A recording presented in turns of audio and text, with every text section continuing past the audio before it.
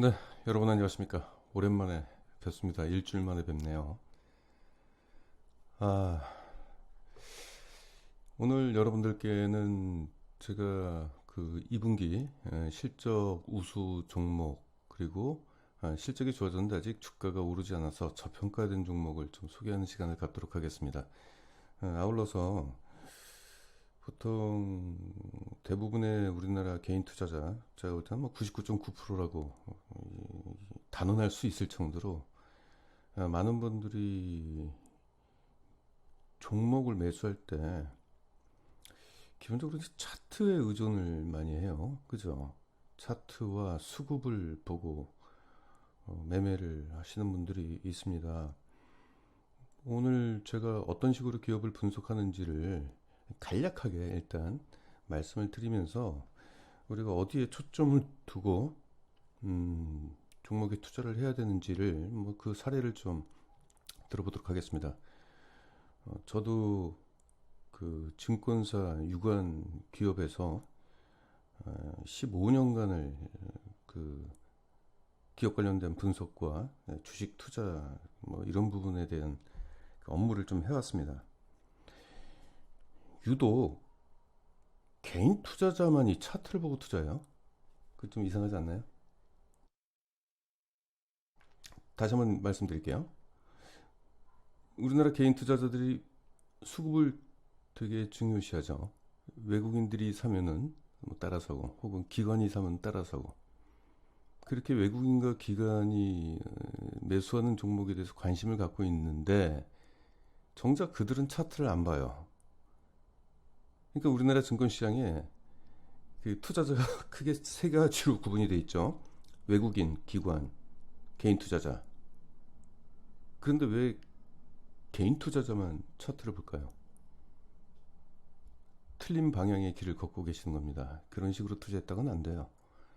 어, 대한민국에서 주식 투자로 돈을 가장 많이 번 슈퍼개미들이 차트 보고 투자한 줄 아십니까? 예, 제가 그분들 다 만납니다. 만나서 얘기를 듣고 투자 방법을 얘기하는데 차트는 얘기 끝내지도 않습니다. 그래서 오늘은 이 기업의 실적과 그 저평가 여부를 따지면서 투자 매력도가 높은 종목을 어떤 식으로 평가를 하고 분석을 하는지를 여러분들한테 말씀을 좀 드리도록 하겠습니다. 자, 일단 파마 리서치 프로덕트라는 그 기업이 있어요. 이 기업에 대해서 오늘 좀 리뷰를 하도록 하겠습니다. 음, 이 기업은 어, 이 재생의학 그 전문 기업이라고 보통 얘기합니다. 이게 자가재생 촉진제, 즉 저희가 어떤 몸에 상처가 나면은 자가 치료를 하죠. 네, 그 자가 치료를 하는 것을 촉진시키는 그 기술을 갖고 있어요. 그래서 이 기술을 가지고 의약품과 의료기기, 화장품 쪽으로 시장을 넓혀가는 기업이라고 보시면 되겠습니다. 최근에 신규 사업으로 콘주란이 있어요. 콘주란이 뭐냐면은 이 관절 쪽에다가 주사를 넣는 그 기기라고 보시면 돼요. 이 신규 사업을 좀 주목해 볼게요. 일단 연골 손상으로 인한 골관절염 환자를 대상으로 2019년도 1분기에 이것이 이제 출시가 됐습니다. 연골 결손 부위를 대체하여 지지대 기능을 하며 비임상, 임상 시험을 통해서 통증 감소, 운동성 개선 등의 효과가 일단 확인이 됐습니다. 이것이 이제 확인이 되면서 식약처로부터 허가를 받았습니다. 그리고 신의료 기술 평가를 완료를 했습니다. 또 하나 신규 사업이 있다면 히알루론산 필러 아시죠? 피부과 가지고 깊은 주름이 있으면은 그 히알루론산 주사를 하지 않습니까? 여기 있고 또 보톡스죠. 예, 보톡스는 이제 상품 이름이고 실제 그 의학적 이름은 보톨륨 톡신이죠. 이게 독이죠. 예, 예. 그래서 가만히 보면은 이 두 가지는 피부와 관련된 거죠. 히알루론산하고 보톨륨 톡신, 보톡스. 피부와 관련된 거고, 요거 이제 관절에 관련된 거. 요것들을 동시다발적으로 신규 사업을 진출을 하면서 이 기업이 지금까지 갖고 있던 사업과는 전혀 다른 신규 사업적으로 좀 진출하고 있는 모습을 지금 우리가 확인할 수가 있는데 이게 얼마 안 됐어요.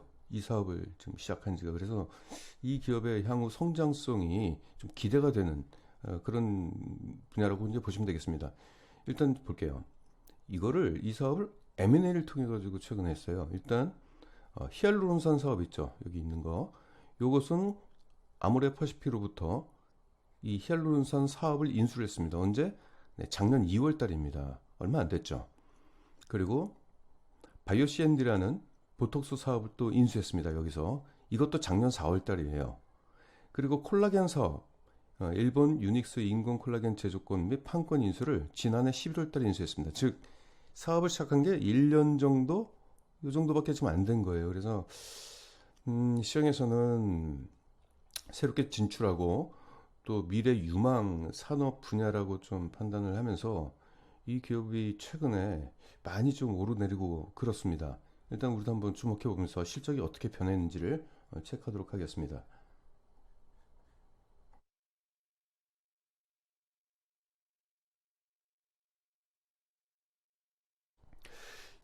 자, 기가 막히네요. 여기 파란 게 이제 매출액이 좀 올라가는 게 보이죠? 네, 이렇게 지속 성장을 지금 하고 있습니다. 따져보니까 매출액이 최근 4년간 연평균 27%의 고성장을 지금 하고 있는 상황이에요. 반면에 초기에는 영업이익이 굉장히 높았는데 이제 신규 사업이 이제 들어오면서 신규 사업의 이제 영업이익들이 서로 다르기 때문에 영업이익이 다소 수익성은 좀 꺾여진 모습인데 2018년도에 굉장히 많이 꺾여 있죠. 실적이 안 좋았어요. 수익성이. 왜냐면은 이제 기업을 인수하는 과정에서 그 사업에 이제 뭐 인력이 투과되고 일회성 비용 같은 것들이 나오면서 M&A 과정에서 비용을 많이 썼던 것입니다. 그래서 이런 것 때문에 그러니까 M&A를 하게 된다면 예를 들어서 무형자산 상각비 이런 것들이 발생이 되면서 일회성으로 일단 실적이 좀 안 좋아진 거고 올해 2019년도 2분기 들어서 수익성이 다시 큰 폭으로 좀 개선되는 모습이 좀 보이고 있죠. 자, 매출액을 볼까요? 올해 2분기, 즉 상반기 매출액이 이미 지난해 매출액이 절반을 넘어섰습니다. 이것은 지금 올해 실적이 지난해 실적을 크게 상회한다는 것을 의미하는 거죠. 뭐 뒤에서 다시 말씀드리겠지만은 제가 볼 때 이 정도 키 높이를 보면은 지난해 상반기 실적을 이미 크게 넘어섰잖아요. 전년 대비 매출 성장이 큰 폭으로 증가할 것으로 일단 예측이 됩니다. 그러면 분기 실적을 좀 볼게요. 기업을 분석할 때는 분기 실적까지 같이 분석을 해야 됩니다. 왜냐하면 분기 실적을 통해 가지고 전년 대비 실적이 좋아질지 나빠질지를 이 그림에서 우리가 판단할 수 있어요. 자, 먼저 지난해와 실적을 분석을 할 때는요, 지난해 동기와 같이 비교를 해야 돼요. 예를 들어서 지금이 2분기죠. 2019년도 2분기 실적까지 나왔잖아요. 그럼 이 실적을 누구와 비교한다? 작년도 2분기하고 비교를 해야 돼요. 왜 그러느냐? 계절적 이슈 때문에 그렇습니다. 이게 산업별로 보면은 상반기에 좋았다가 하반기에 나빠지는 산업이 있고요. 반대로 상반기에 나빴는데 하반기에 좋아지는 기업이 있어요. 뭐 대표적으로 수주 기업들이 보통 하반기에 좋아지죠. 그리고 음식료 기업 중에서 빙과류를 많이 판매하는 기업이 어디죠? 네, 빙그레죠. 이런 기업들 같은 경우는 여름철에 그렇죠. 매출이 많이 올라가는 그런 계절적 특성이 있습니다. 그래서 실적을 볼 때는 과거와 비교하는 게 맞습니다. 일단 올해 2분기 실적을 비교를 할게요. 지난해 2분기 대비 얼마나 매출이 증가했는지를 볼게요. 일단 매출이익이 18%가 증가했네요. 영업이익은 무려 128%가 증가했습니다. 굉장히 좋아졌죠. 1분기 때를 비교할게요. 1분기 때는 전년 대비 매출액이 41%나 증가했습니다. 영업이익은 9%가 상승을 했고요. 자, 그럼 분기 실적을 지난해 거를 쭉 볼게요. 1분기까지는 좋았다가 2분기부터 하락하고 계속 하락하고 있죠. 자, 이때 이제 새로운 이제 기업들을 인수를 하면서 이때 일회성 비용들이 좀 많이 나온 것으로 판단이 됐는데, 자, 지금 1, 2분기가 24%, 21%의 영업이익률을 지금 기록하고 있습니다. 잘 안 보이시죠? 제가 말씀을 드릴게요. 24% 영업이익률이 이건 21%입니다. 그러면 올해 하반기에 이 정도 영업이익률이 지속이 된다면은 지난해 3분기, 4분기의 영업이익률을 크게 앞서겠죠. 올해 3, 4분기는.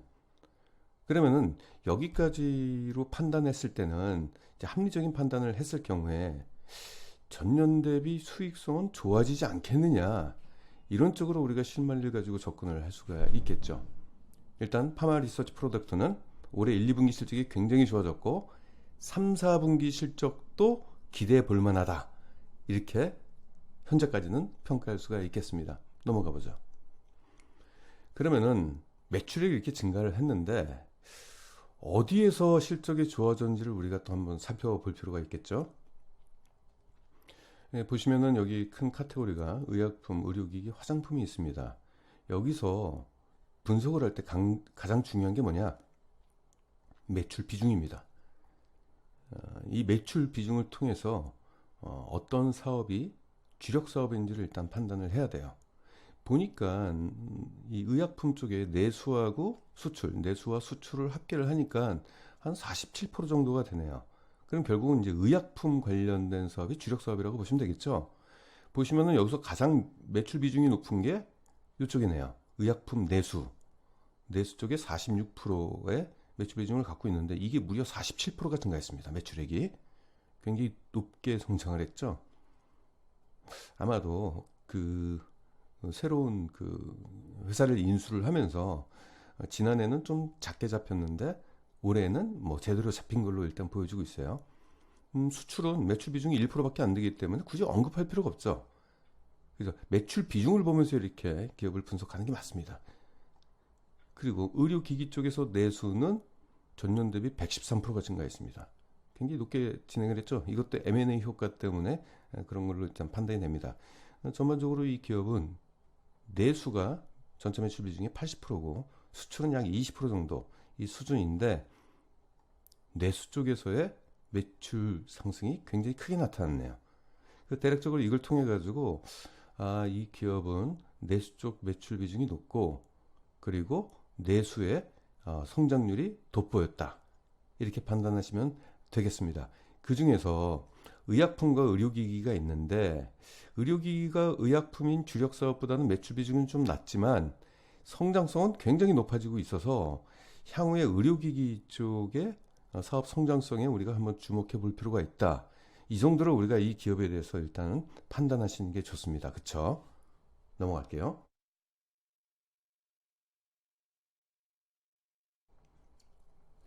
자, 그러면 여기서 1분기 실적과 2분기 실적을 합해가지고 계산을 한번 해보도록 하겠습니다. 결과적으로 1분기가 좋아졌지만 2분기에 나빠지더라도 서로 합쳐서 결국은 결산 실적으로 따져보는 게 합리적인 것이죠. 일단 매출액을 보시게 된다면은 누적으로 봤을 때 29%의 매출 성장을 이뤘습니다. 올해 상반기에. 영업이익은 매출액 성장보다 더 높은 43%의 영업이익 성장을 이뤘네요. 자, 그러면은 매출액은 29% 올랐는데 영업이익은 그보다 더 많이 올랐어요. 그 원인을 보니까 판관 비율이 많이 감소했네요. 그러니까 이 비용이 감소하면서 상대적으로 이익이 높아진 건데 판관비의 구성은 뭐죠? 인건비, 그리고 마케팅비, 뭐 이런 요소로 좀 되어 있습니다. 결과적으로 이제 인건비는 고정비고 마케팅은 변동비인데 이 관련돼 가지고 매출 상승 대비 보면 이게 가장 많이 차지하는 게 지금 얘들이 이거죠. 고정비죠. 이런 기업들 같은 경우는 소비자들한테 직접 물건을 판매하는 기업이 아니기 때문에 TV 광고라든지 이런 마케팅 비용이 높진 않습니다. 그러니까 대부분 인건비가 차지하는 것들이 가장 높은데 인건비는 매출액이 높던 나쁘던 간에 고정적으로 나가는 비용이죠. 그래서 고정비입니다. 그러면은 결국은 영업이익이 이렇게 크게 상승한 것은 뭐다? 매출액 상승에 따른 고정비 감소 효과에 따른 레버리지 효과가 나타나면서 영업이익이 43%나 증가했다라고 평가를 할 수가 있겠습니다. 다만 아쉬운 게 여기 매출 원가율이 좀 높아졌어요. 네, 이 부분이 조금 감소되면은 더 좋은 효과가 있을 텐데 아무튼 영업이익 상승 43%, 네, 아주 좋습니다. 자, 그러면은 그 다음에는 순이익을 분석해야 되는데 순이익은 단기 순이익으로 분석하는 것보다는 주당 순이익으로 분석하는 것이 더 효과적입니다. 그러니까 주당 순이익 EPS라고 보통 얘기를 하죠. 제가 그 CNBC 방송에 나가서 EPS 반드시 기억하라고 말씀드렸죠. 당기순이익이 있고, 안 보이니까 그냥 말씀을 드리겠습니다. 당기순이익이 있고 주당순이익이 있는데 왜 둘 중에 하나 주당순이익을 얘기하느냐. 기업들이 외부에서 자금 조달을 할 때는 자꾸 주식을 찍어내요. 새로운 주식을 발행한다는 얘기죠. 이게 뭐냐면 이제 개인 투자자들이 제일 싫어하는 유상증자, BWCB 이런 겁니다. 유상증자는 뭐 주주를 통해 가지고 자금을 조달하는 거고, 그 CB하고 BW, 그러니까 전환사채하고 신주인수권 부사채 같은 경우는 외부 사채업자를 통해 가지고 자금을 조달하는 과정에서 새로운 주식을 주는 거예요, 그냥. 그러면 새로운 주식이 자꾸 시장에 나오게 된다면은 주당 순이익이 달라져요. 그러니까 당기 순이익은 그대로죠. 기업이 벌어들인 당기 순이익은 그대로인데 거기에 붙어 있는 한 주의 주식의 가치가 자꾸 떨어지는 거죠. 그래서 주당 순이익을 분석하는 게 맞습니다. 이것이 주가에 가장 큰 영향을 미치는 겁니다. 아무리 매출액과 영업이익이 좋다 하더라도 주당 순이익이 안 좋으면은 주가가 안 올라요. 자, 그러면 1, 2분기를 한번 비교해 볼게요. 요 빨간 게 올해 2분기 때 실적 비교인데 2분기 때 무려 주당 순이익이 54%가 증가했습니다. 1분기 때도 잘했어요. 16%가 증가했어요. 그래서 올해 상반기는 지난해 상반기보다도 실적이 아주 좋아졌다. 이렇게 평가를 할 수가 있겠습니다. 자, 그래서 이거 누적으로 보니까 29%가 증가했네요. 이게 지난해 1, 2분기, 이건 올해 1, 2분기입니다. 이렇게 좀 보시면 일단 주당 순이익이 29%나 증가했다는 것은 주가가 최소한 29% 정도는 성장해야지 된다는 논리예요. 그러니까 지금 현재 가치로 봤을 때 시장에서 평가를 받은 이 주가가 앞으로 실적이 더 좋아져서 주가의 가치가 좀 더 매력적으로 변했으니까 주가가 올라가야 된다는 논리입니다. 자, 그래서 올해 추정 주당 순이익을 제가 한번 추정을 해봤어요. 시장에서 컨센서스까지 갖고 와가지고 했는데 보니까 과거의 주당 순이익보다 올해 2019년도 기대되는 주당 순이익이 훨씬 높죠. 2164원으로 전년 대비 약 48% 정도 주당 순이익이 성장할 걸로 기대를 하고 있습니다. 자, 그러면 여기서 볼 때 상반기는 29%가 증가하는데 왜 결산에서는 47%, 48%씩이나 성장할 것으로 시장에선 기대하고 있느냐? 바로 아까 앞단에서 여러분들한테 말씀드렸던 분기별 실적을 한번 다시 올라가서 볼게요. 자, 바로 이겁니다. 지난해 실적이 너무 안 좋았어요. 그쵸? 이 빨간 선이 영업이익률 선인데 3, 4분기의 영업이익률이 많이 낮아졌잖아요. 근데 올해는 지난해와 같은 일은 일어나지 않을 것이다. 지난해는 몇 개의 세 개의 기업을 인수하는 과정에서 이례적으로 비용이 추가가 됐기 때문에 그런 거고, 이제는 그런 것들이 일단락됐기 때문에 이번에 3, 4분기 실적은 현재 실적 요 정도 실적으로 아마 나오게 될 것이다라고 시장에서는 그렇게 추론을 하는 거고, 이 추론은 제가 봐도 합리적인 추론입니다. 따라서 상반기 주당 순이익은 29%가 증가했지만 하반기에 지난해보다 더 높은 수익성이 기대가 되면서 47% 정도, 48% 정도 이익이 증가할 걸로 판단을 하고 있는 것이죠. 자, 그러면 현재 지금 주가가 34,550원이에요. 자, 이제 PER을 보겠습니다. PER은 말씀드렸다시피 지금 현재 주가가 순이익 대비 높냐 낮냐를 따진 겁니다. 즉 저평가냐 고평가냐, 기업 실적 대비 싸냐 비싸냐 이걸 따지는 거죠. 우리는 실적 대비 저렴한 주식을 사야 되는 거죠. 주식은 싸게 사가지고 적정 주가에 팔거나 비싸게 팔아야지 수익을 남길 수 있는 거죠. 뭐 반대의 경우도 있습니다. 좀 비싼 주식을 사서 더 비싸게 파는 것도 있지만 그건 좀 확률이 좀 낮아요. 그리고 우리가 그 싼 주식을 사야 되는 이유가 뭔지 아십니까? 두 가지가 있어요. 지금 방금 말씀드렸듯이 수익을 좀 더 크게 확보할 수 있다는 거. 워낙 싸기 때문에, 기업 가치 대비 싸기 때문에 기업 가치 대비 주가가 형성이 되면 수익이 크게 높아진다는 얘기고, 두 번째, 주가가 하락하는 것을 어느 정도 막아줍니다. 안 그래도 싼데 지수 하락 때문에 혹은 다른 이슈 때문에 주가가 더 떨어지는 것이 아무래도 좀 제한적이죠. 그래서 수익이 날 때는 크게 나고 주가가 떨어질 땐 적게 떨어지고, 그러기 때문에 제가 저평가 성장주를 여러분들한테 그렇게 귀에 못이 박히도록 말씀드리는 것이죠. 일단 제가 보니까 지금 현재 PR은 22.9예요. 그럼 PR이 22.9면은 비싼 거죠. 그쵸? 절대적으로 봐도 비쌉니다. 그런데 이번에 상반기 실적이 좋아졌고, 그리고 하반기는 더 좋아질 것이다라는 합리적인 추론에 의해서 나온 주당 순이익에 의해서 이 종목의 PER은 2015년과 지금까지 비교했을 때 역사적 저평가입니다. 이 파마 리서치 프로덕트 같은 경우는 화장품 관련된 혹은 의류 이런 관련된 종목이기 때문에 보통 시장에서 평가할 때 PER의 프리미엄이 좀 높은 편이에요.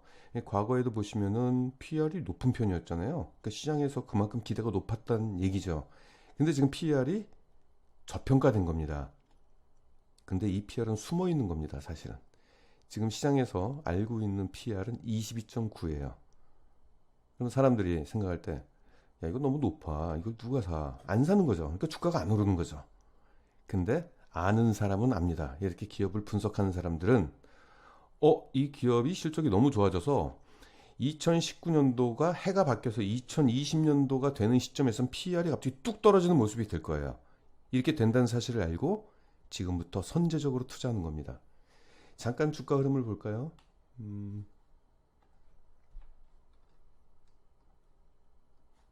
자, 네, 그동안 실적이 좋아졌는데 희한한 현상이 일어났네요. 지수 하락 때문에 주가가 너무 많이 빠졌어요. 이거 과매도입니다. 실적은 지금 올해 실적이 가령 이렇게 지금 증가하고 있는데 주가는 반대로 이렇게 떨어졌어요. 그러니까 여기가 역사적 저평가에 빠진 거죠. 제가 지금 차트 분석하는 건 아니고요. 최근에 이제 주가 흐름이 어떻게 되고 있는지를 말씀을 좀 드리는 겁니다. 일단 뭐 이렇게 표면적으로 봤을 때도 주가가 좀 터무니없이 많이 빠진 거예요. 이게 이 기업의 2015년도부터 지금까지 가장 싼 위치입니다. 자, 2015년도부터 여기까지가 주가가 많이 떨어져서 그런 것보다도 실적이 좋아졌는데 주가가 회복되지 않았기 때문에 굉장히 저렴한 것이죠. 따라서 이 종목은 매수 타임으로 보시면 되고, 목표가를 한번 지정해 볼까요? 아주 간단하게 말씀 좀 드릴게요. 시장에서 그동안 이 기업의 평가는 굉장히 높았어요. PER 47까지 받고 밑으로는 한 20일 정도로 받습니다. 그럼 우리가 최소한 우리가 얻을 수 있는 안전마진을 생각해서 목표가를 높게 잡지 않을게요. PER 그냥 한 21과 22 사이에 한 21.5로 잡을게요. 목표 PR이 21.5입니다. 근데 지금 15.5죠. 그러면은 성장 여력이 38%가 있다는 얘기예요. 잠깐만 파일을 표시를 하겠습니다. 잠깐만요. 그러면 이것을 퍼센테이지로 하게 되고, 현재 주가가 33,550원이죠. 곱하기 46,500원. 가장 보수적으로 잡은 목표가가 여기입니다. 다시 한번 말씀드릴게요.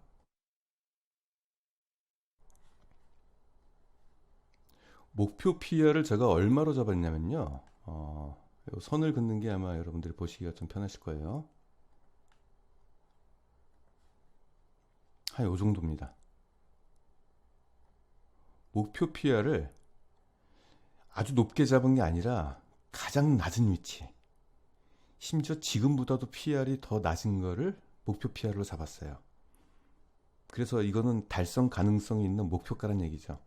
그래서 지금 사셔가지고 그냥 오를 때까지 그냥 기다리시면은 이 정도까지 주가가 올라가야지 최소한의 적정 주가라는 얘기죠. 아주 가장 보수적으로 잡은 목표가가 여기란 얘기입니다.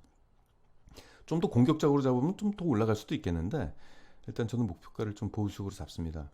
그리고 여기에 주가가 이제 그래요. 보통 이제 기업의 그 2019년도 실적에 확신을 갖게 하기 위해서는 최소한 3분기 실적까지는 좀 봐야 되는 거 아니냐라는 시장의 의견이 그렇게 있어요. 그래서 아직은 상반기잖아요. 혹시 3분기 때 안 좋을 수도 있잖아요. 이제 그런 우려 때문에 약간 보수적인 투자자는 3분기 실적이 나올 때까지 기다리는 사람이 있습니다. 뭐 저 역시 좀 그런 편이고요. 근데 약간 공격적인 사람은 이렇게 판단할 수 있어요. 아니 이 제품을 만드는 게 이게 수주 건설 회사 같은 수주 기업도 아니고 조선주도 아니고 결국은 거래처가 굉장히 많다는 얘기인데 히알루론산하고 그런 필러 같은 거 보톡스 거래처가 굉장히 많지 않습니까? 대한민국에 있는 모든 피부과에 다 연관이 돼 있잖아요. 이렇게 거래처가 많고 그리고 보톡스나 히알루론산을 만든 피부과에 있는 거기 찾아오는 소비자들이 뭐 계절적 이슈가 없잖아요. 뭐 봄, 여름, 가을, 겨울 중에서 특별히 어떤 계절을 선택해가지고 계절적 특수성이 있는 것도 아니잖아요. 그냥 꾸준하게 가는 거잖아요. 그렇게 본다면은 상반기 실적이 좋아졌는데 하반기 때 나빠질 이유는 없을 거라는 이 사업적 판단을 할 수 있는 거죠. 이 기업의 사업 구조를 봤을 때 판매되는 제품의 특성을 고려했을 때는 계절적 특성이 굳이 없다. 즉 하반기로 갔을 때 실적이 떨어져야 될 이유가 없다는 얘기죠. 그렇게 된다면은 상반기 실적 성장한 것이 하반기에도 이어질 가능성이 높다라고 판단할 수가 있는 것이죠. 그래서 저 같으면은 뭐 하반기 기다려봤자 뭐 기다릴 필요도 없다. 이미 상반기 때 실적이 좋았고 그럼 하반기 때도 지금과 같은 실적 성장세가 계속 나타날 것이다라고 한다면은 지금 여기서 공격적으로 매수하셔도 괜찮다는 얘기입니다. 이런 식으로 우리가 판단을 할 수 있는데 자 여러분 제가 지금 이렇게 판단하는 것이 주식 투자 고수와 하수 이 차이가 있을까요? 없습니다. 없습니다. 이거는 지금 제 방송을 듣고 계시는 분들이 본인 스스로가 난 초보자야 이렇게 생각하는 분 제가 말씀드리는 것은 이거 초보자가 아니고 고등학교만 나온 사람들이라면 얼마든지 합리적으로 추론을 할 수 있는 내용이겠죠. 주식 투자는 이렇게 해야 되는 겁니다. 자, 그러면은 마지막으로 재무 안정성을 좀 봐야 되겠죠.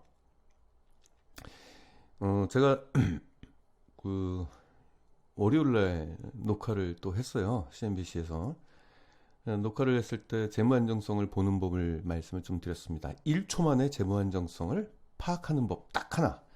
그러니까 재무 안정성 보는 지표가 워낙 많고 헷갈리기 때문에 뭐부터 어떻게 봐야 될지 모르고 뭐가 제일 중요한지도 모르잖아요. 가장 중요한 거 유동 비율. 유동 비율은 어떤 거다. 기업이 위험에 빠지거나 도산하는 것은 단기 부채를 못 갚아서입니다. 뭐 장기 부채, 1년 뒤에 있는 부채 못 갚아가지고 부도나는 사람은 없어요. 당장 눈앞에 결제를 해야 될 어음을 결제를 못했기 때문에 부도가 나는데 유동 비율은 그것을 보는 겁니다. 즉 단기 부채를 쉽게 얘기할게요. 1년 안에 갚아야 될 부채를 갚을 수 있을 만한 현금 보유 동원력이 있느냐 이걸 보는 겁니다. 그러면 이제 기업이 갖고 있는 게 현금이 있을 수 있고 예금이 있을 수 있죠. 당장 은행에 가가지고 찾을 수 있는 거. 또 뭐가 있을까요? 매출 채권이 있죠. 즉 물건을 팔았는데 아직 돈을 다음 달에 받기로 한 매출 채권이죠. 그리고 재고 자산도 있을 수 있죠. 그렇죠? 뭐 재고 같은 거는 현금화 시킬 수 있는 재고가 있을 거 아닙니까? 아니면 이 재고는 한 3개월 뒤에 또 팔려서 현금으로 돌아올 수 있는 거죠. 즉 1년 안에 현금화 시킬 수 있는 자산하고 비교했을 때 1년 안에 갚아야 될 부채보다 1년 안에 벌어들일 돈을 비교했을 때 돈이 더 많다라고 했을 때 그 유동 비율이 100%입니다. 이 기업은 1년 안에 갚아야 될 부채보다도 무려 6배 수준의 현금성 자산을 확보할 수 있다는 얘기예요. 621%입니다. 굉장히 안전한 거죠. 부채 비율은 18%에 불과해요. 그렇죠? 전혀 문제가 없습니다. 순차익금 비율 보니까 없어요. 보니까 차입금은 존재하는데 자기들이 보유하고 있는 금융소득이 더 높아서 사실상 무차입 경영을 지금 하고 있는 겁니다. 이 정도 수준의 재무 안정성이라고 하면 위험에 빠질 이유도 없을 뿐더러 개인 투자자들이 제일 싫어하는 유상증자, 전환사채 이런 것들을 발행할 이유가 없다는 얘기죠. 마음 놓고 투자를 하셔도 괜찮다는 얘기입니다. 네, 아주 괜찮네요. 이 기업의 지금 주가가 단기적으로 윤유석 고수님이 이 종목을 추천하는데 월요일에 보니까 주가가 안 올라가네. 화요일도 안 올라갔네. 에이, 종목 잘못 추천했구나. 이렇게 판단하지 마십시오. 어, 여물려면 시간이 걸려요. 이 기업이 실적 대비 실적이 좋아졌다는 사실도 시장에선 잘 알지 못하고 실적 대비 이렇게 주가가 저평가된 것도 시장에 알려지지가 않았어요. 근데 그것이 알려지려면 시간이 필요합니다. 저평가된 종목은 저평가에서 해소가 되려면은 자꾸 시장에서 알려지고 소문이 퍼지고 그래서 매수하고 관심을 갖고 있는 사람들이 많아질수록 많아질 때까지 기다려야 돼요. 그래서 제가 볼 때는 여기서 계속 지지고 볶다가 뭐 기관 투자자들이 다시 매수하거나 외국인들이 매수하거나 혹은 개인 투자자들이 매수하거나 혹은 저처럼 이 기업이 실적 대비 저평가다라는 얘기를 계속 떠드는 사람이 많거나 이런 것들이 이제 나타날 때까지 누적이 될 때까지 기다리셔야죠. 제가 다시 말씀드리겠지만은 개인 투자자들이 성공하는 방법은 저평가된 성장률을 사서 두 번째 오를 때까지 그냥 기다리는 겁니다. 그 실천하기가 굉장히 힘드실 거예요. 근데 그것을 실천하게 되면은요 꾸준히 안정적으로 자산을 증식시킬 수가 있습니다. 자, 두 번째 종목으로 넘어가 볼게요. LS 전선 아시아를 한번 살펴보겠습니다.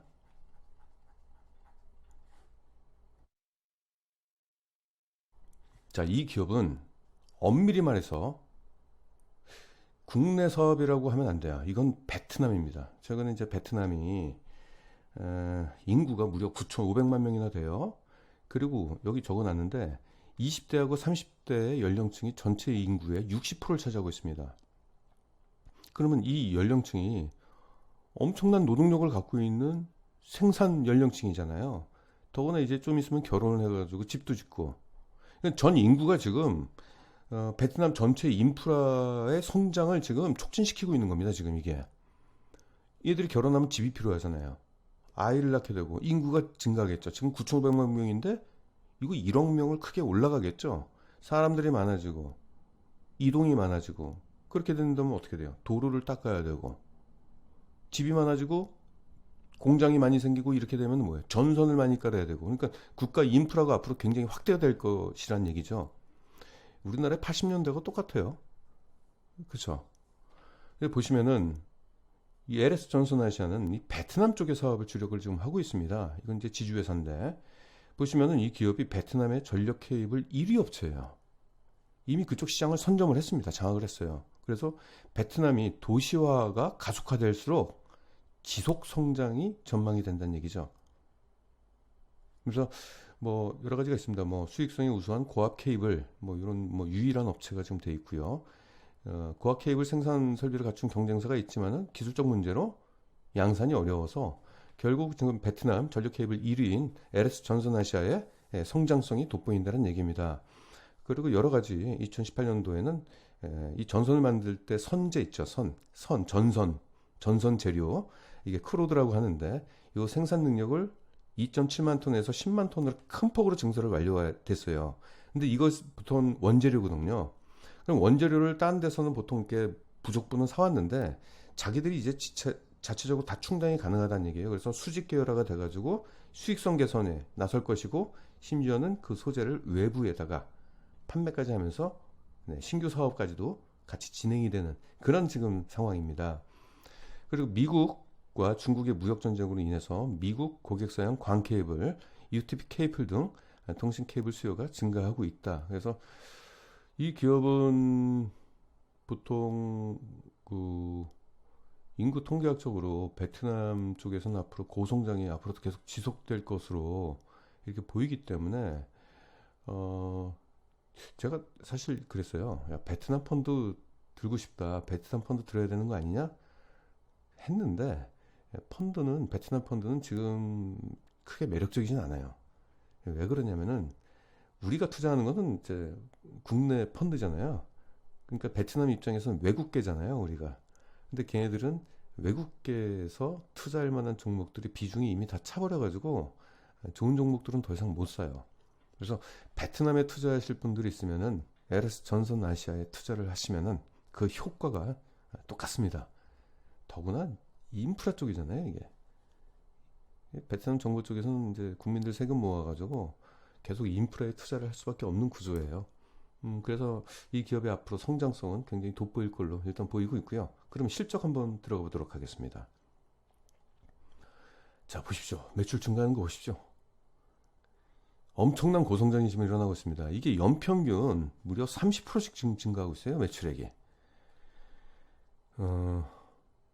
제가 지금 굉장히 성장성이 높은 종목들만 1700개, 1650개 기업 중에서 성장성이 좋은 상위 5%에 있는 종목들만 갖고 와서 그래요.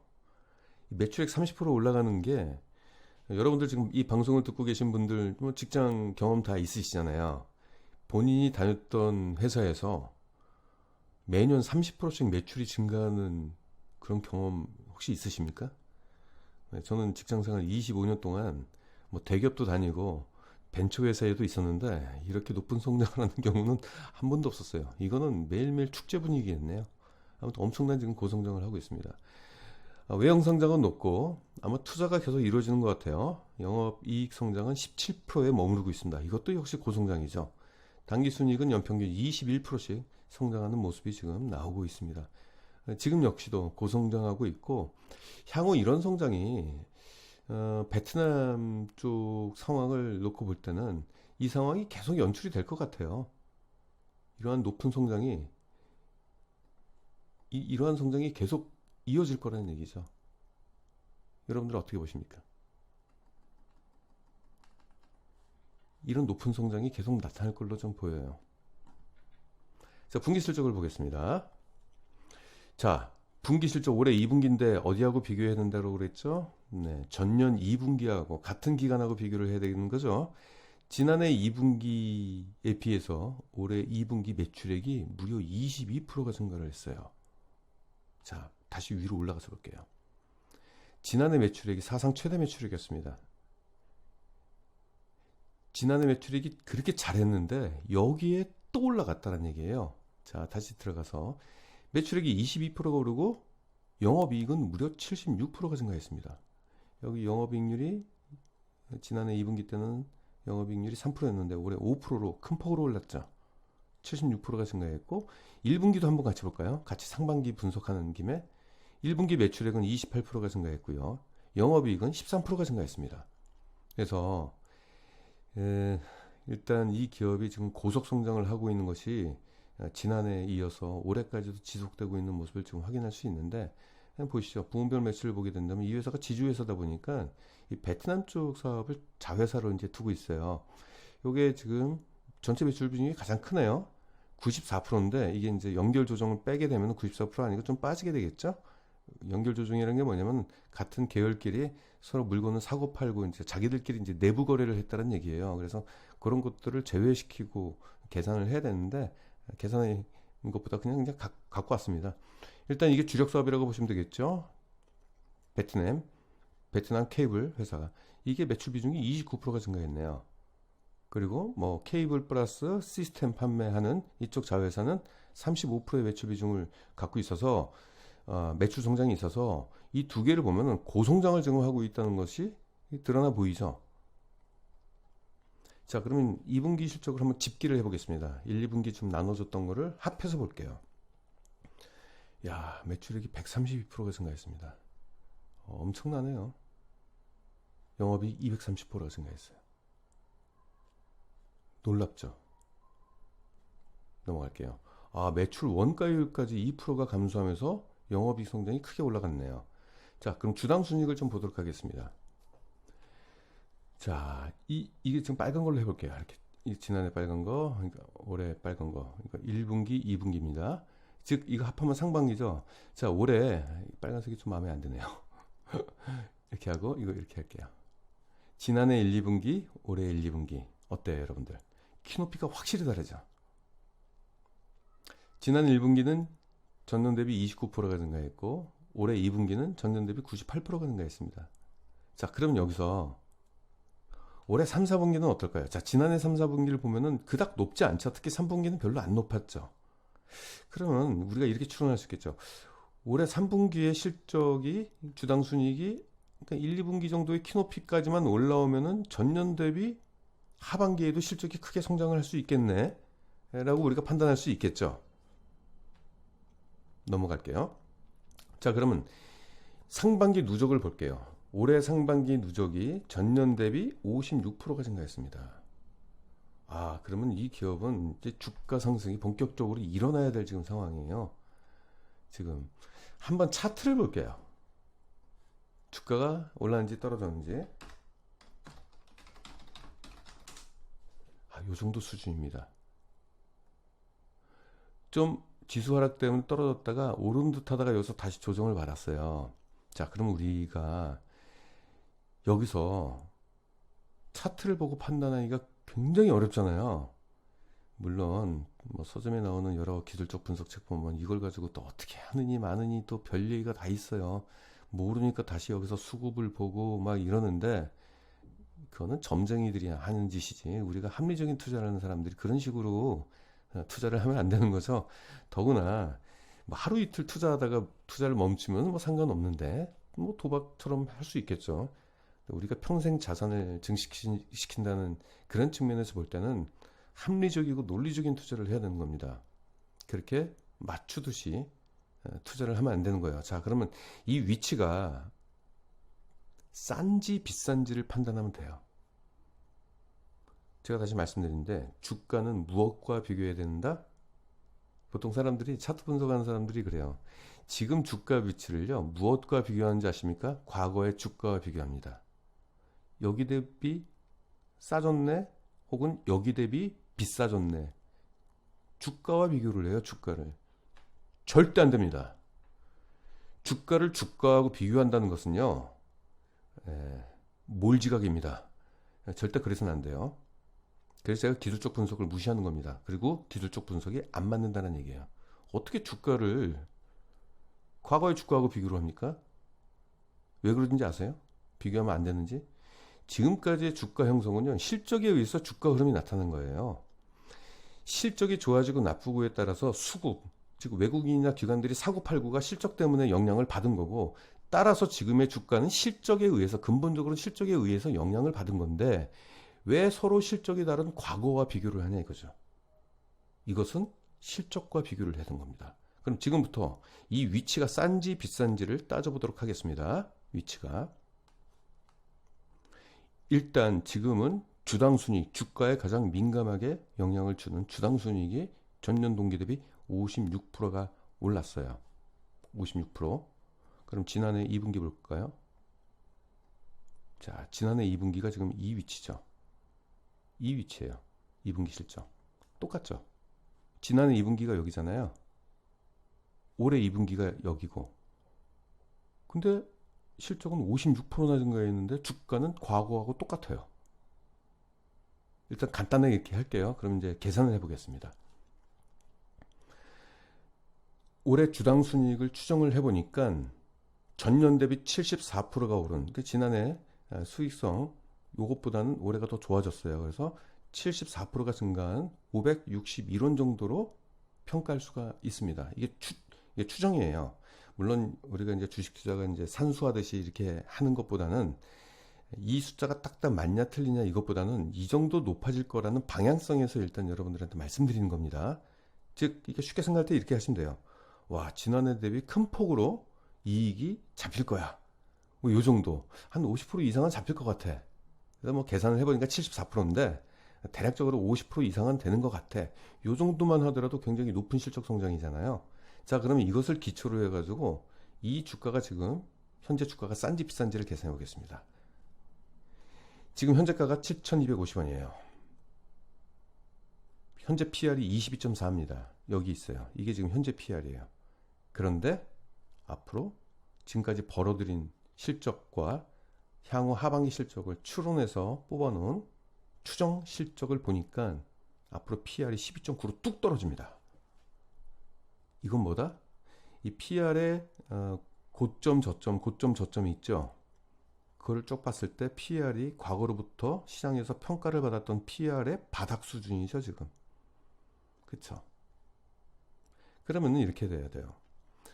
PER, 고평가냐 저평가냐 따지는 이 지표가 과거 주가 흐름과 실적과를 비교를 했을 때 지금 시장에서는 이 기업이 실적이 이렇게 좋아졌는데도 주가가 오르지 않아서 지금 현재 굉장히 지금 저평가 국면에 지금 빠져 있는 겁니다. 물론 이게 드러나진 않아요. 사람들이 대부분이 모릅니다, 지금. 이 기업이 실적이 2019년도 좋아져가지고 앞으로 PR이 12.9로 바뀔 것인지를 모르고 있는 거죠. 허나 우리가 실적 분석은 과거의 실적을 통해 가지고 또 사업 분석을 통해서 향후 실적이 어떻게 될 것인지를 분석하는 게 실적 분석이거든요. 즉 미래 실적을 미리 예측하는 게 바로 그것 때문에 분석하는 겁니다. 분석 결과 이 기업은 지금 앞으로 저평가에 빠질 것이다. 표면적으로 드러나는 것은 22.4로 다소 고평가된 것처럼 보이지만 숨어있는 이 기업의 가치 대비 주가는 저평가다. 즉 이 주가는요, 최근 몇 년간입니까? 2017년도에서부터 지금까지 비교했을 때 분기별로 가장 낮은 지금 위치예요. 보통 사람들이 야, 여기서부터 이렇게 올랐으니까 지금 떨어진 추세네, 여기까지 떨어질 수도 있겠네, 뭐 이렇게 생각할 수 있겠죠. 이게 틀렸다는 얘기죠. 이런 분석은 엉터리입니다. 엉터리예요. 그러니까 개인 투자자들이 차트 보고 투자한 개인 투자자들이 대부분이 돈을 못 버는 거죠. 이 위치가 싼지 비싼지를 따져봐야 됩니다. 그거는 무엇과 비교한다? 다시 한번 말씀드릴게요. 주가는 실적과 비교하는 겁니다. 과거의 주가하고 비교하면 안 되는 거예요. 거기서부터가 함정입니다.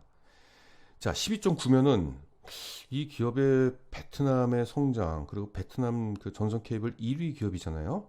그리고 베트남이 앞으로 인구 구조상, 그리고 앞으로 인프라 투자가 지속적으로 이루어질 걸로 봤을 때 그 수혜를 LS전선이 중장기적으로 꾸준히 받을 거라고 판단이 됐을 때 12.9면은 여러분들 싼 겁니까 비싼 겁니까? 그 판단을 각자가 해야 돼요. 저는 이 기업이 그동안 시장에서 평가를 받았던 이 가치 대비 지금은 바닥입니다. 싼 거죠. 대략적으로 우리가 목표 PER을 한번 잡보죠. 지금 12.9잖아요. 그럼 과거에 이 기업이 시장에서 평가를 받았던 수치를 보니까 13, 17, 23 이렇게 높게 나왔잖아요. 보수적으로 잡죠. 17과 15 사이에 16으로 잡죠.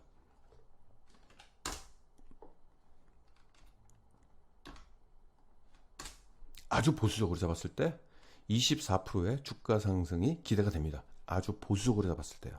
근데 여기서 어떤 분들은 아니다, 너무 낮은 거 아니냐, 16이면. 왜냐면은 이 기업이 과거에 평가받았던 게 23까지 된 적도 있고 17도 있지 않냐, 왜 하필이면 가장 낮은 숫자를 같이 목표가를 하냐.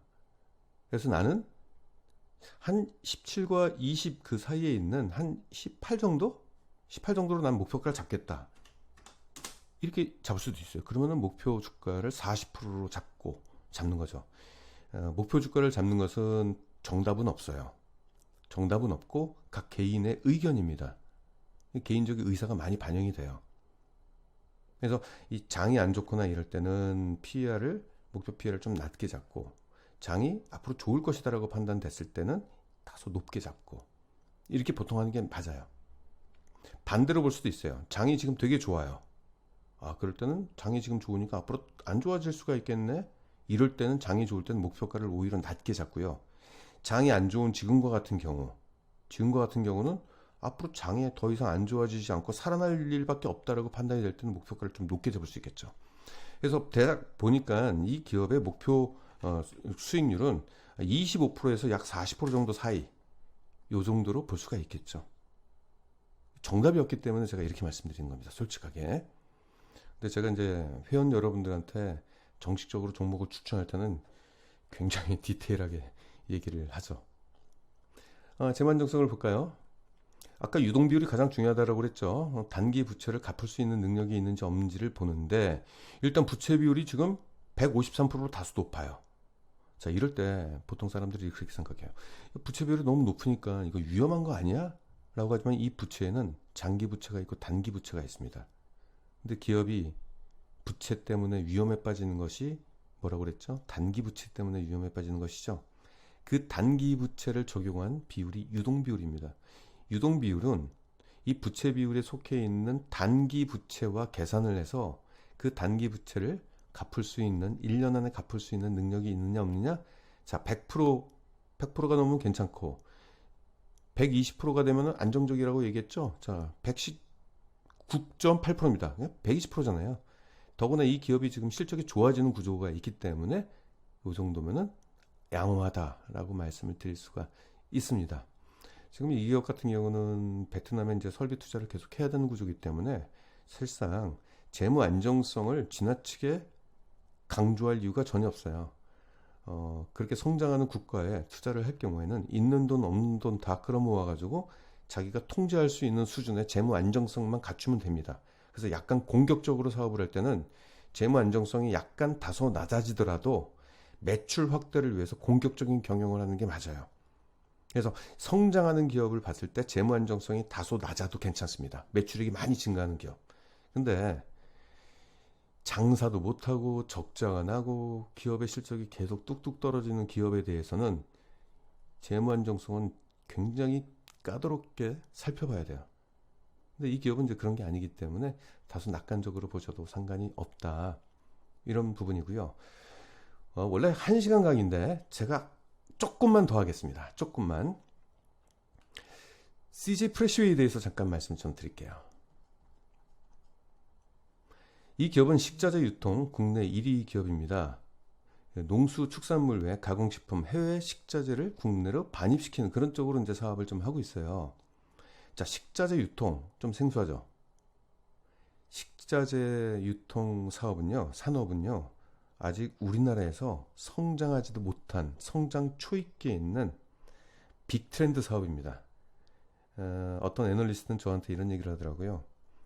메가 트렌드라고. 보통 우리가 음식점에서 음식을 먹을 때 그 음식을 어디서 사왔는지 모르죠, 우리가. 기껏해 원산지만 표기돼 있죠. 여러분들 식당에서 한우를 시킬 때 이게 진짜 한우 맞아? 한우는 한우인데 얼룩 쏘일 경우도 있을 수 있잖아요. 그쵸? 약간 불안하죠. 미국산 소고기를 한우로 등급시키는 경우도 있고, 한우는 한우인데 얼룩소야. 못 믿죠. 바로 못 믿는 이유가 식자재 유통 사업이 국내가 너무 영세적이라서 그래요. 근데 이것이 대기업 위주로 바뀌게 되면 어떻게 될까요? 예, 지금부터 말씀 좀 드릴게요.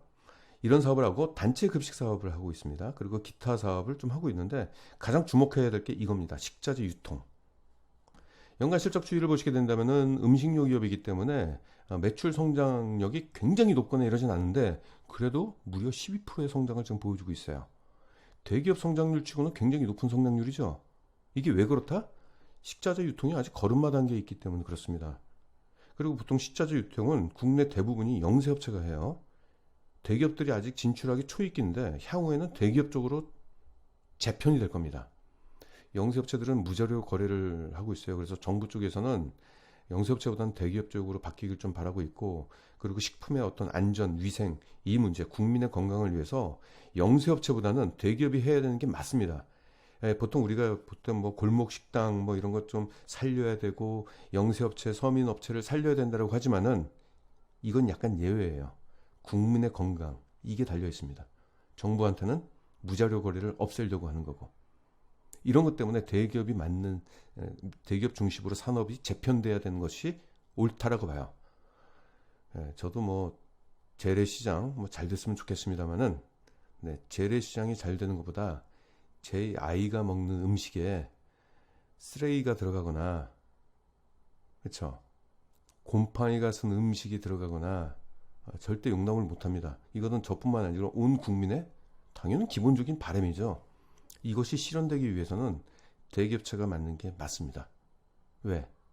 보통 음식료 같은 거 유통을 할 때 전국 유통망을 깔아놨는데 냉장 시설이 안 되면요 위험합니다. 그 음식. 냉장 시설을 갖추기 위해서는 영세업자들이 그거를 각 지역별로 그 터미널을 못 만들어요. 그렇기 때문에 대기업 쪽에서 진출을 해야 되는 게 맞아요.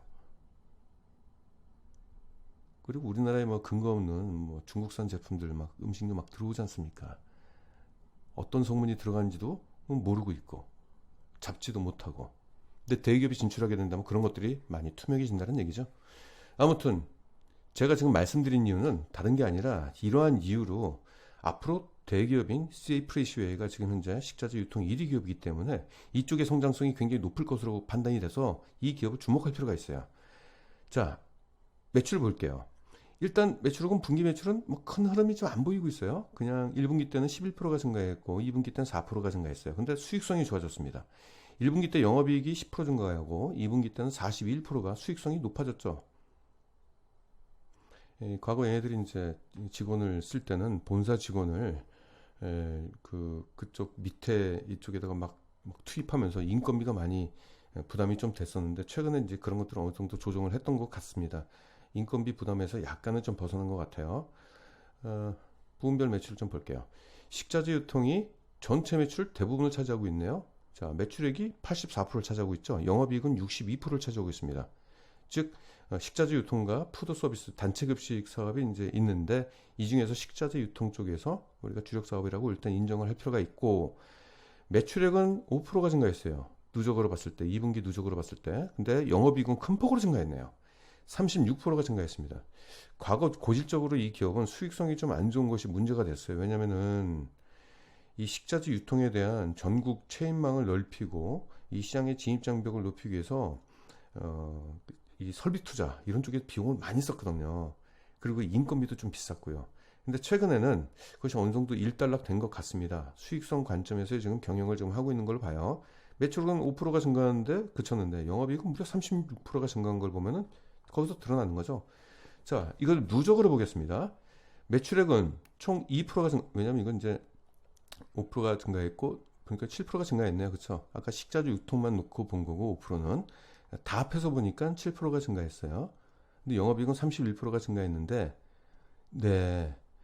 매출액이 증가했는데 매출 원가와 판관 비율에 대한 변화가 특별히 없네요.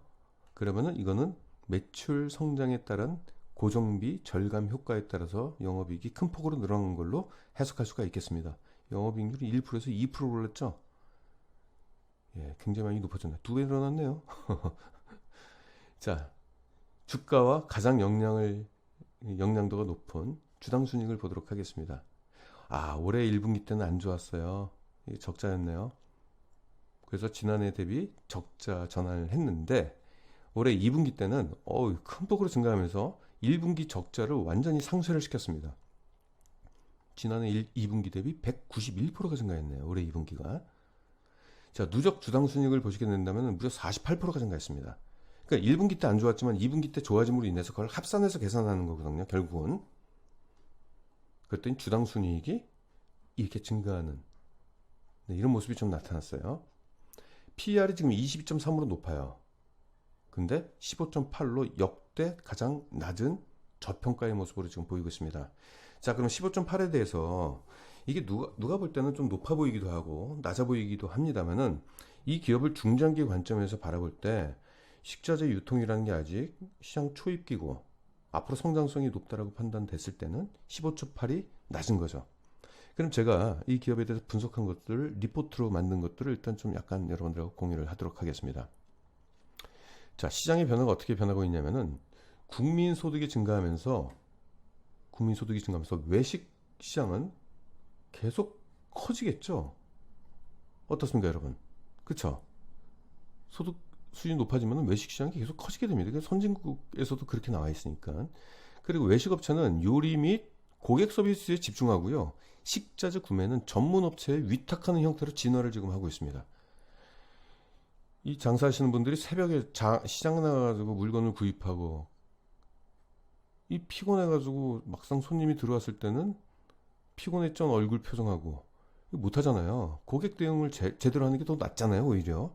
그래서 요리 잘하고 고객 서비스에 집중하는 쪽으로 하시고 식자재 구매는 전문 업체가 아침에 와가지고 배송해주고 이런 쪽으로 이제 진화가 된다는 얘기죠. 식자재 유통시장이 37조 시장입니다. 근데 해마다 늘어서 2025년도 앞으로 한 6년 정도 지나면은 2배에 가까운 51조까지 늘어날 전망이라고 봅니다. 그래서 식자재 유통시장은 영세성, 복잡한 유통구조, 인프라 부족으로 매우 낙후되어 있는데 향후 자본력과 전국적 인프라를 갖춘 대기업 유통업체 중심으로 시장이 재편된다는 얘기입니다. 그리고 식품의 안전성에 대한 사회적 요구가 커지고 있어서 원산지 표시제, 보관 배송 단계에서의 온도 관리 등 법규 제도가 계속 강화가 되고 있죠. 자, 이 법규 제도가 계속 강화되면요, 영세업체들은요 자연적으로 도태될 수밖에 없습니다. 보관 배송 단계, 이거를 인프라를 깔아야 되는데 이걸 영세업체들이 무슨 수로 합니까? 못하죠. 근데 지금 현재 이 식자재 유통이 시설이 미비한 2만여 중소 유통상들이 90%를 점유하고 있어요. 대기업이 차지하는 비중이 10% 이하입니다. 따라서 나중에 대기업들이 이쪽의 점유율을 급격하게 늘릴 것으로 보고 있습니다. 그 중에서 넘버원 기업이 어디다? CJ 프레시웨이란 얘기죠. 자, CJ 그룹은 그룹 자체가 먹거리 그룹이에요. 제일제당이 있죠. 푸드빌이 있죠. 대한통운이라는, 그쵸, 전국 체인망이 있죠. 배송 체인망. 이런 것들을 함께 묶는다면은 이미 이 기업은 인프라가 있어요. 식자재를 유통을 할 때 그냥 자영업자인 그 음식점에다만 유통하는 게 아니고 제일제당에도 같이 유통을 하고 푸드빌에도 유통을 하고 이런 구조가 된다는 얘기입니다. 네, CNBC 작가님께서 전화가 주셨는데 일단 거절하겠습니다. 자, 식자재 유통 메가 트렌드를 좀 볼게요. 식자재 유통은 메가 트렌드다. 자, 올라가는 거 보십시오. 이 급식이고요. 가공식품 원료가 올라가는 게, 이게 식자재 유통시장이 이렇게 엄격하게, 지금 급격하게 지금 성장한다는 얘기고, 계속 올라가는 지표가 좀 보이시죠? 넘어갈게요. 상품별로 볼게요.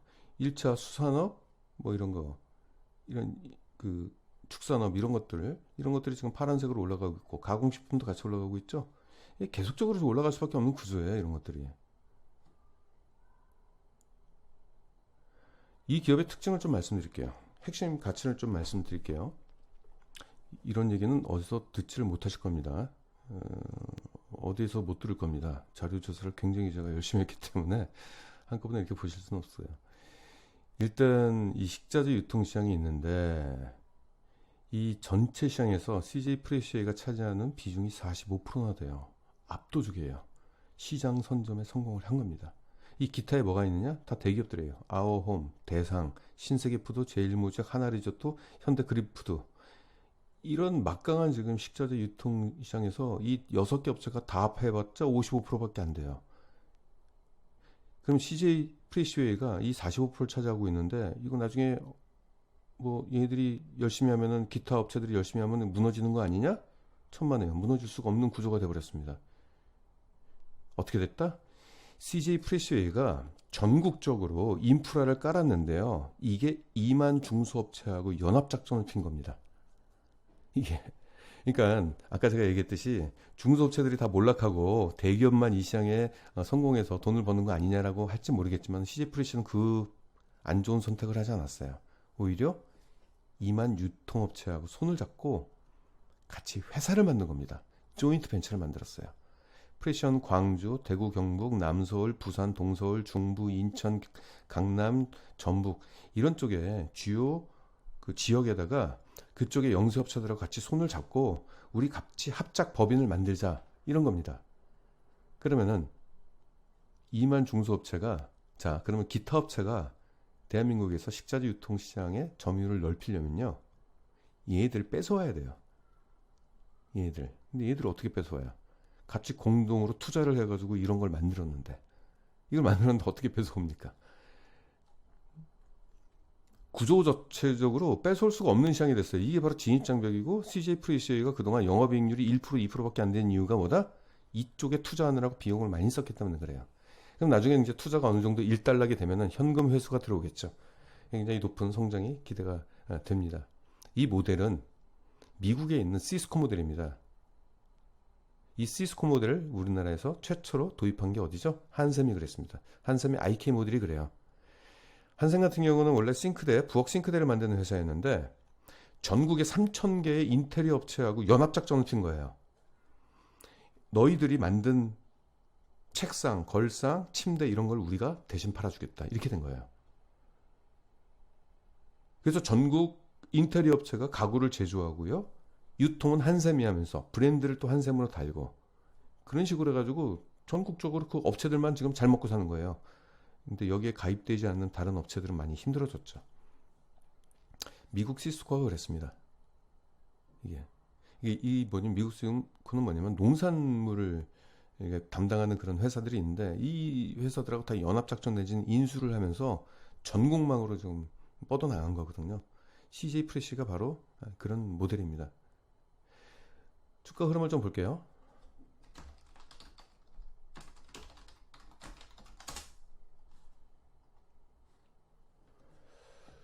어, 아, 시장 기대치로 이렇게 올랐다가 최근 프레시웨이에 투자를 하고 뭐 여러모로 그런 이슈가 있으면서 주가가 많이 떨어졌죠. 근데 여기선 적자였어요. 2017년도 8년 정도는 적자, 실적이 굉장히 안 좋았는데 최근에 다시 실적이 회복되는 양상이 보이고 있어요. 근데 아직 시장에서는 모르고 있습니다. 그리고 관심도 없어요, 지금. 이럴 때 우리가 관심을 좀 가질 필요가 있겠죠. 더구나 다시 뒤에서 말씀드리겠지만은, 자, 이때 적자였어요. 시장에서 여기서부터 잊혀진 거죠. 최근에 음식료 기업들의 주가가 좀 지지부진하잖아요. 같이 영향을 받은 거예요. 근데 CF레시는 대기업이고 식자재 유통 국내 압도적인 1등 기업이고 향후 식자재 유통 산업이 성장할 거를 고려하게 된다면은 15.8은 낮은 수준이죠. 근데 저 같으면 이 종목에 투자하게 된다면은 굉장히 오랫동안 장기간 투자하게 될 것 같습니다. 이런 식으로 해서 우리가 이제 기업을 어떻게 분석하고, 자, 여기서 제가 차트 분석, 수급 분석을 한 적이 있나요? 없죠. 이걸로도 충분하죠. 보통 이제 제가 기업 분석을 할 때는 약 20페이지 분량으로 지금 말씀드린 것보다는 훨씬 더 다각적으로 분석을 해요. 과거 10년간의 실적, 그리고 10년간의 자산 변동 추이, 어떤 이슈가 있고, 재무 안정성 내지는 현재 사업이 어떤 내용이며, 디테일하게 해가지고 20페이지 분량으로 리포트를 작성하게 됩니다. 그 리포트를 작성하는 이유가 그 리포트를 작성을 통해서 좀 더 구체적으로 심층적으로 그 기업에 내가 모르는 게 혹시 있지 않느냐, 이런 거 다 빼내는 거죠. 그 정도로 작성하면 모르는 게 거의 없습니다. 아무튼 이렇게 좀 오늘 이렇게 종목을 어떻게 분석하는지를 말씀드렸고요.